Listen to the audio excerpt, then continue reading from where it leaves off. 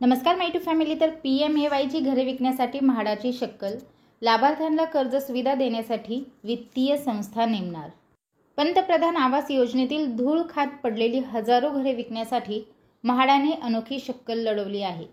अत्यल्प उत्पन्न गट तसेच PMAY योजनेतील लाभार्थ्यांना कोणत्याही त्रासाशिवाय झटपट कर्ज मिळावे यासाठी म्हाडाच्या कोकण मंडळातर्फे आता वित्तीय संस्थेची नेमणूक करण्यात येणार आहे। म्हाडाच्या कोकण मंडळातर्फे गेल्या वर्षी ऑक्टोबरला प्रथम येणाऱ्याच प्रथम प्राधान्य या योजनेअंतर्गत पंतप्रधान आवास योजनेतील 9,875 घरांच्या विक्रीसाठी जाहिरात काढली होती। बोळिंज, खोनी, शिरढोण, गोठेघर आणि भंडारली येथील घरांचा यात समावेश होता। 9,875 घरांसाठी जेमतेम 3,000च्या आसपास अर्ज आले होते। त्यातील 650 जणांनी ऐनवेळी घरे घेण्यास नकार दिला होता। बँकेकडून कर्ज न मिळणे हे त्यामागील मुख्य कारण होते।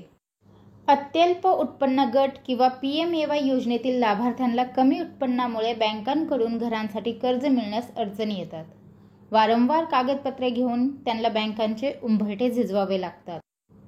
ऐनवेळी पैशांची जुळवाजुळव न झाल्यामुळे त्यांना लॉटरीत लागलेले घर देखील सोडावे लागते। वित्तीय संस्थेची नेमणूक केल्यामुळे विजेत्यांना कोणत्याही त्रासाशिवाय झटपट कर्ज मिळण्यास मदत होईल अशी माहिती मिळत आहे।